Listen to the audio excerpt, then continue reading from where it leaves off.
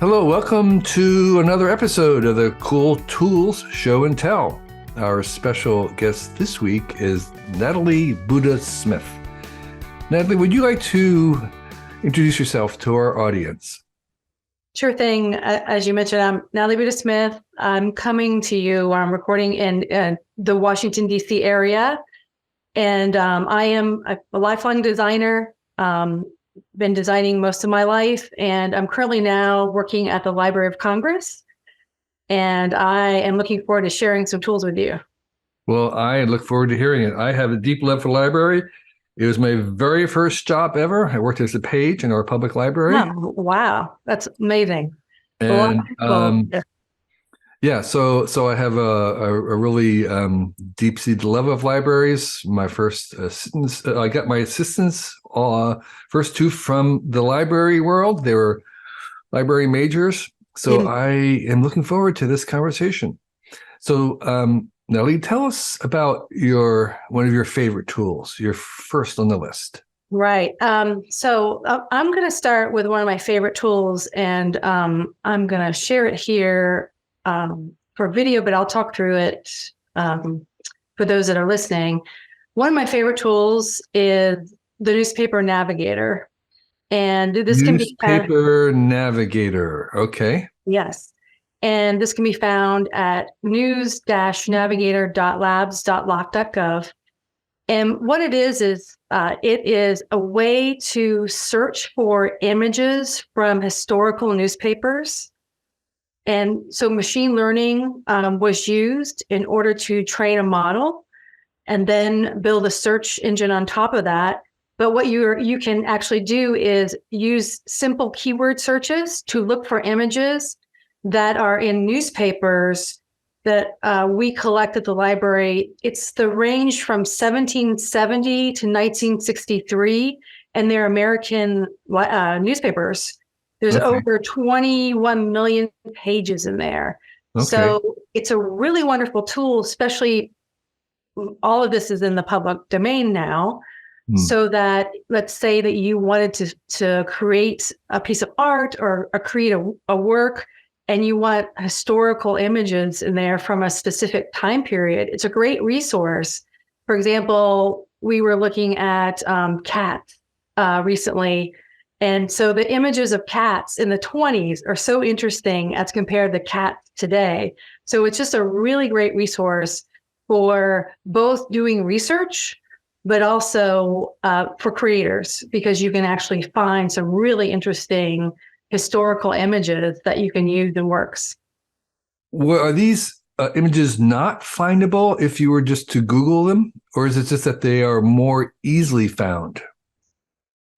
This actually takes the image out of context of the page, but also you can see it within page if you need to. So, for example, if you go to Chronicling America, which is our collection of historical newspapers, and you search there, you would get the whole page. And you wouldn't necessarily get the image, because machine learning was used in order to categorize images and then tag them. So, for example, machine learning was used in order to find all images of cats and then tag it with that word cat so that it's easier to find. So you might find it using other resources on historical newspapers, but it would be because it's in a caption or it's about a story of a cat.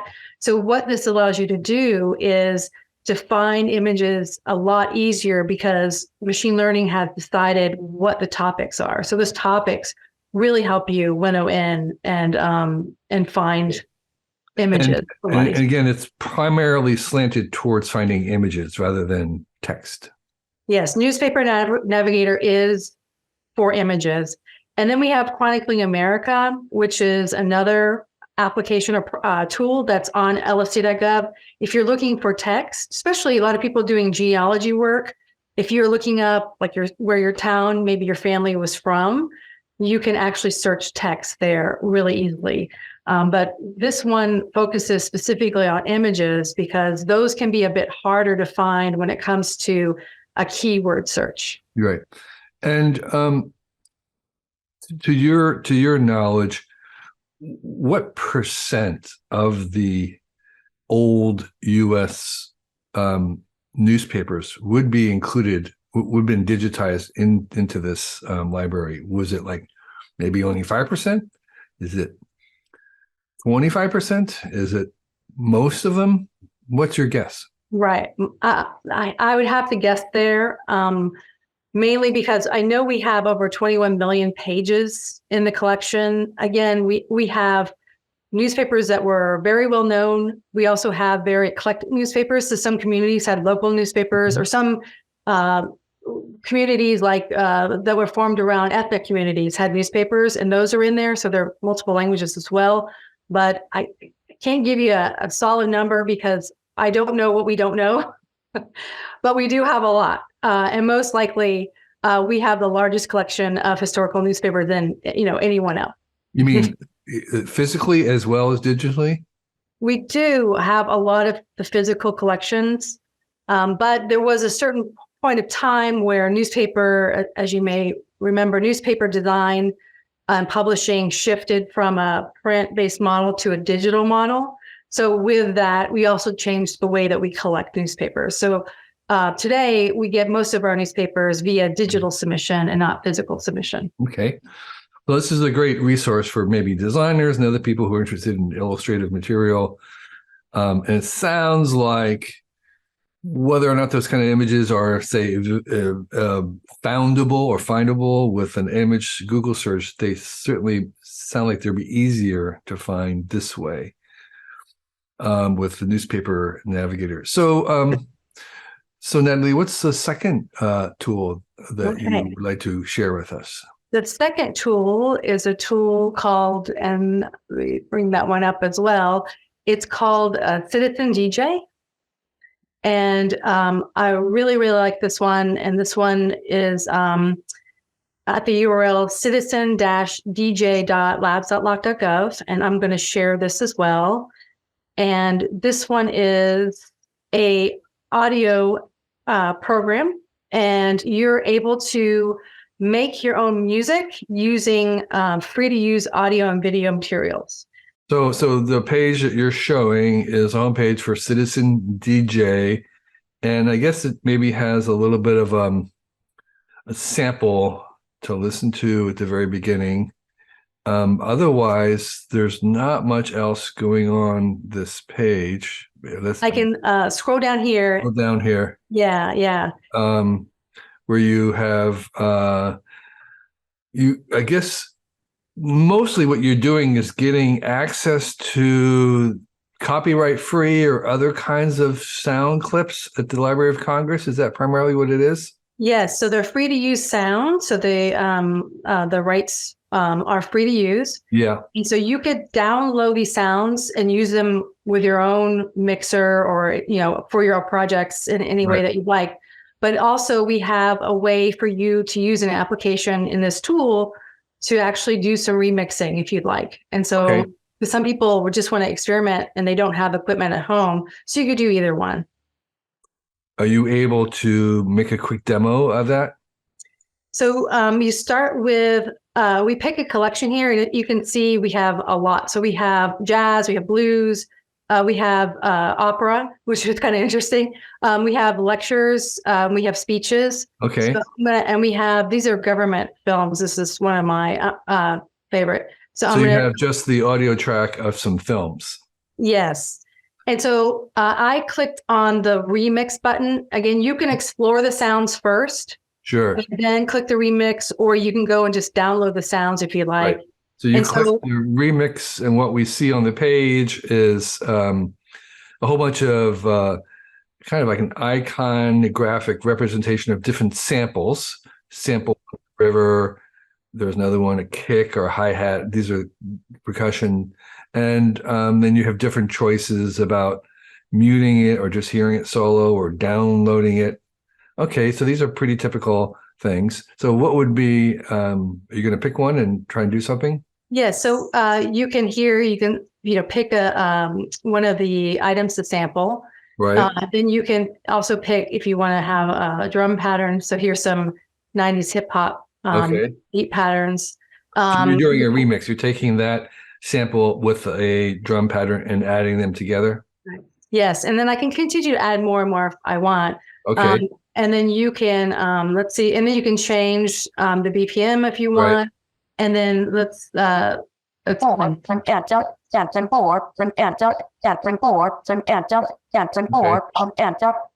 and so you can just experiment from there. And if you like that, you can download that pattern.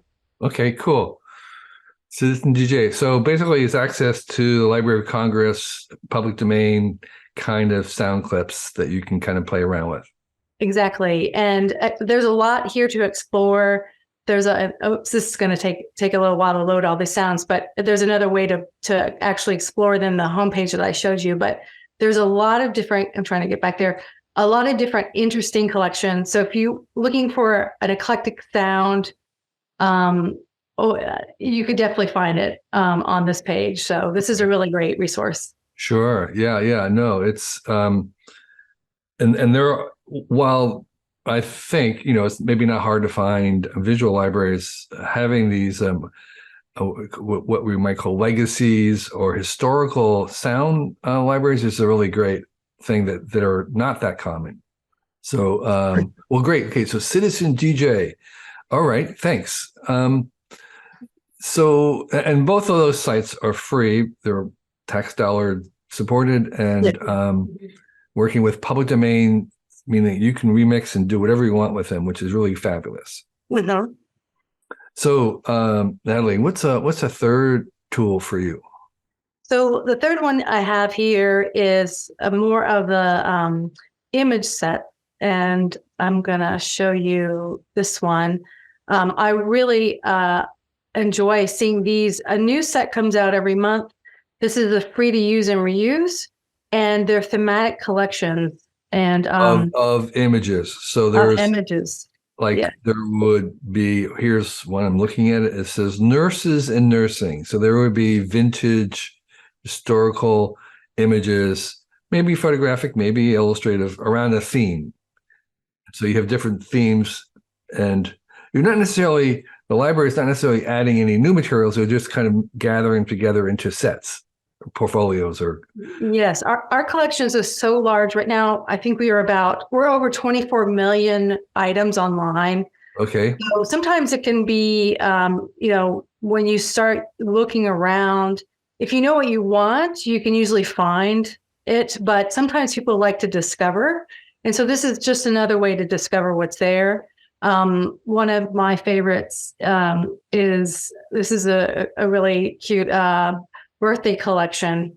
I really love, there's a photographer, and these animals were treated humanely. We did make sure we did the research on this, but he did put animals in a human-like situation. And so this is a great entry into that collection of many more images that he had. And you're showing an image of two kittens sitting at a table with a birthday cake and candles. Yes. Just as little kids. Yes. And so it's an adorable cat picture. Yes. And so this was the photographer was Harry Whittier Fries, and he has many photographs that are just like that, and it's amazing. So it kind of is an entryway into even more, but there's some really unique takes here on birthdays. And so using that as an example of something, a search term where you could say, show me all the images related to birthdays, or they've done the gathering of this and they're showing you the set of birthdays. Exactly. And there's everything from, we have a collection of Hispanic Heritage Month all the way to dragons as well. So it's quite a range of different images. And again, these are all free to use. So if you have a project or you like dragons, you can take these, print them, use them as a background. You can use them to sketch from, or maybe in some other project, or use them as a prompt for writing. And there's so much you can do with these. And I'm a fan of dragons, so I like this collection as well. But there's quite a lot of different types of dragons here. They have a roadside dragon in North Carolina. That's something that was taken as a roadside attraction, all the way to historical drawings of dragon. So there's quite a range of items in this collection. Yeah, it's is really ideal for someone who was a graphic designer, artist, or maybe even those who are working on school projects, and you need some unusual images and different takes on the same idea. You can kind of get a sense of the many varieties of styles of trying to capture dragons. So yeah, so this is called, what's the name of it again? This is the free to use and reuse sets. So there's several. Of the Library of Congress. Library of Congress, yes. So it's loc.gov/free to use. Is the with hyphens, free -to -use. Yes. Right. It's where you find her. So it's part of the Library of Congress collections. Yeah, yes. Way for you to access it. Yeah. Another thing I like about it, because you've mentioned, like, in comparison to searching on Google, a lot of times when you search on Google, your results are slanted towards your search history, yes. But a lot of times you see the same thing over and over again. So if you really are looking for something unique, and no matter what you're doing, you can come to the library and try to find that unique thing that everyone isn't seeing when they search Google. So that's another great thing about it. Okay, that's a great point. Thank you. Yeah. Okay, so Natalie, what's your fourth cool tool? Okay, my fourth is more for it's a research tool, and it is LibGuides. And a lot of libraries all over the country, local libraries, academic libraries, and state libraries have something called LibGuides. But I did want to LibGuides, LAB, a LibGuide. LibGuides, yes, LIB. And what's a LibGuide in general? Just a generic. What does that mean? A LibGuide. Right.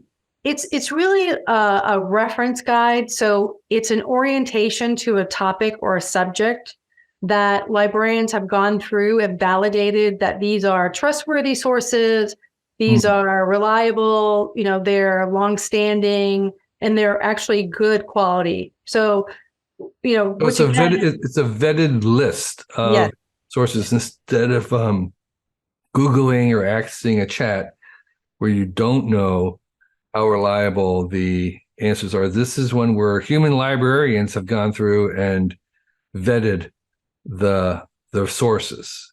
And so you have it's by subject. You have we're showing a page with a long list of alphabetically arranged topics, almost like a Dewey Decimal kind of topics, photography, minority studies, children's literature. And then you're getting, when you click on one, you expands like a outline.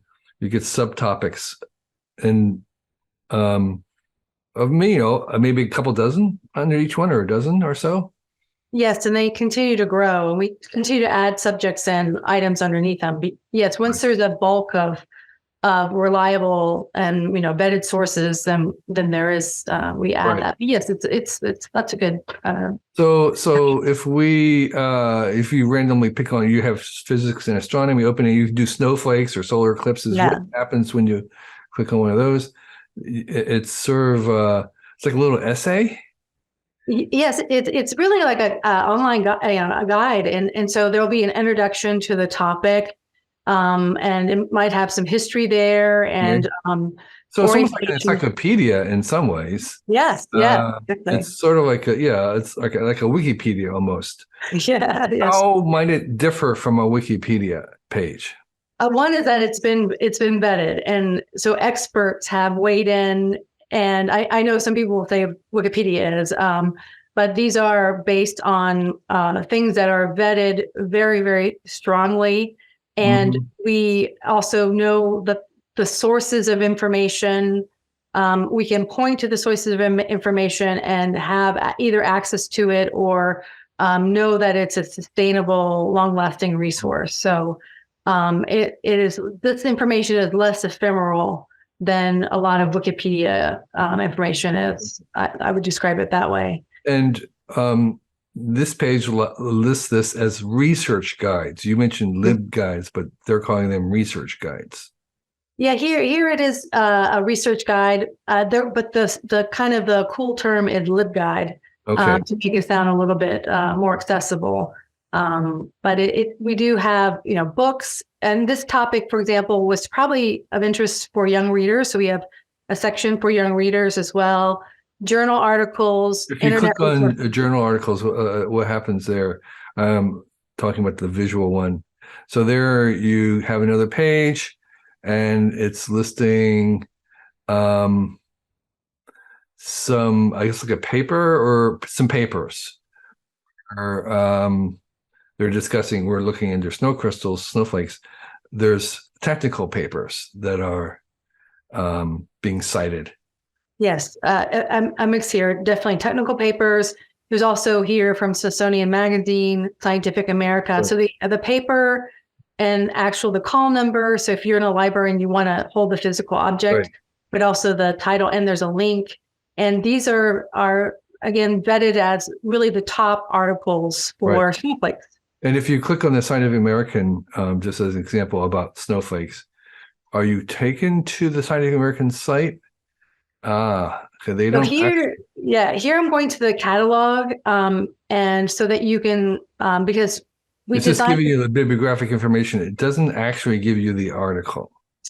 Yes, but I can. It depends on the resource. So Scientific American is a paid. You have to pay for access. Right. So there are some here that I probably can click and actually get to, but because I may have access to Scientific American. But if you don't, then you can go to your library with this record, and then either they could give you the physical copy, or you could also search for the article online and see if that will come up. But sometimes if it's behind a paywall, you can go to your local library and use Right. their resources. Yeah. You can also use 12 foot to go behind a paywall if you need to.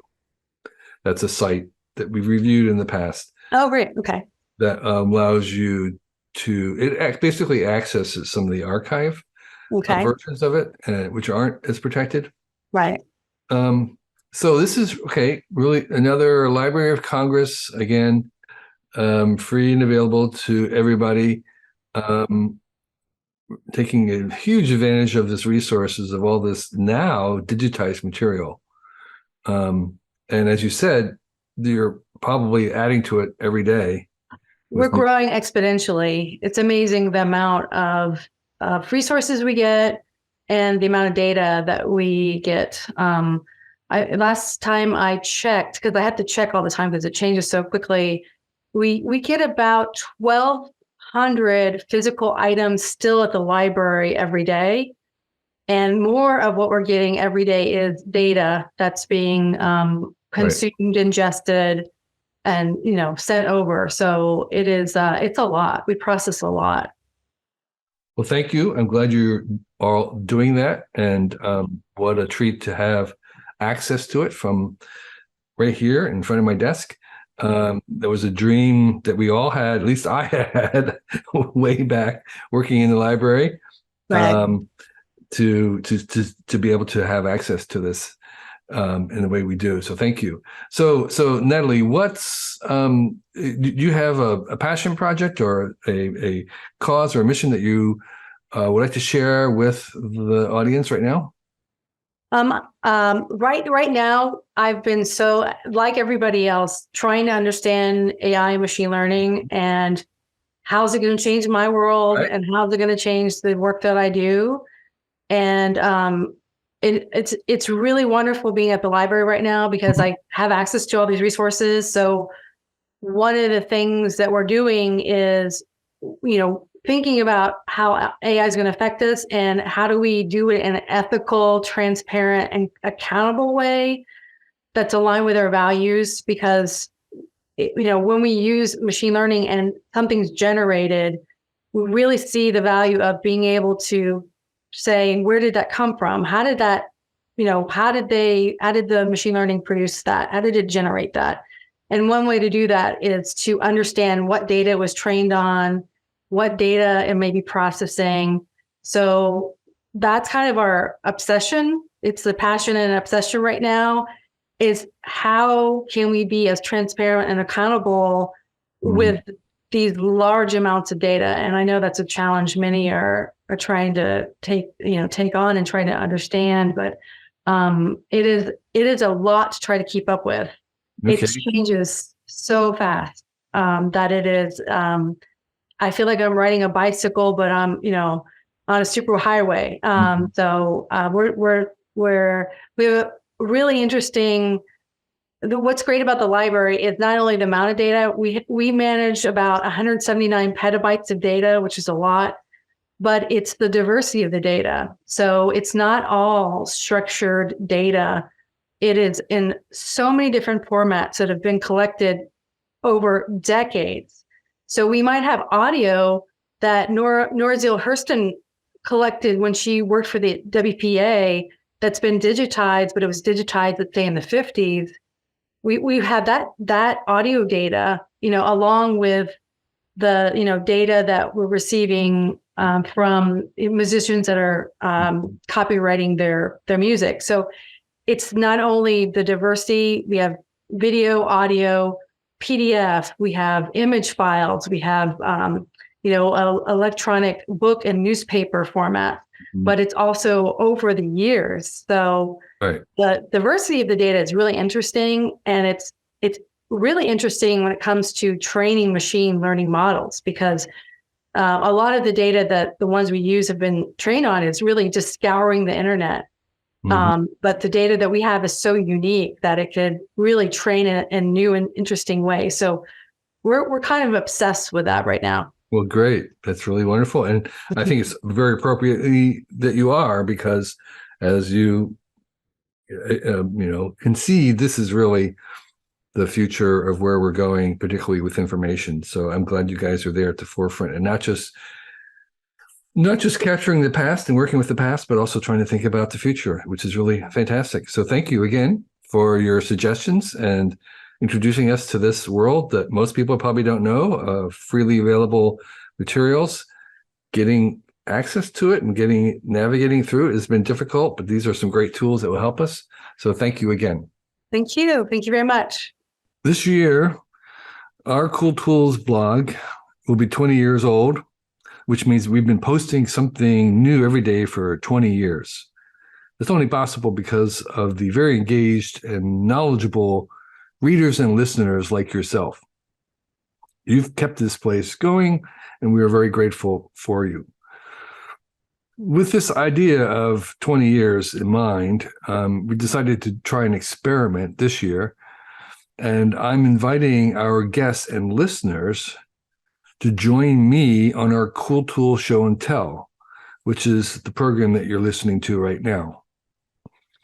So if you feel you'd make a good guest on this podcast and have 4 uncommon tools that you'd like to share with us, please sign up on our form on the website, and we'll see about inviting you. You must be comfortable talking on a video, and you need to have some tools that you can show. We record as you know, on Zoom. We do a YouTube version, a video version of it, as well as an audible version. Fill out the form if you're interested, and list your 4 cool tools, and we'll see if there's a good fit. The applications aren't guaranteed in any way, and we're looking at tools that are new to us and appropriate tools, and whether the times will work for you. So we're really interested in hearing from people all over the world, not just in the US, although the tools have to be available online, easily available online. And if you are a longtime listener, you kind of know what the definition of our tools are. They're very broad. They can be anything that's handy, from something in the kitchen to something you use to travel, to a workshop, to something professional that we may not know about. We're really interested in things that we don't know anything about. So this is an open invitation. We'll give it a try. If you think you make a good guest for this podcast, fill out the form.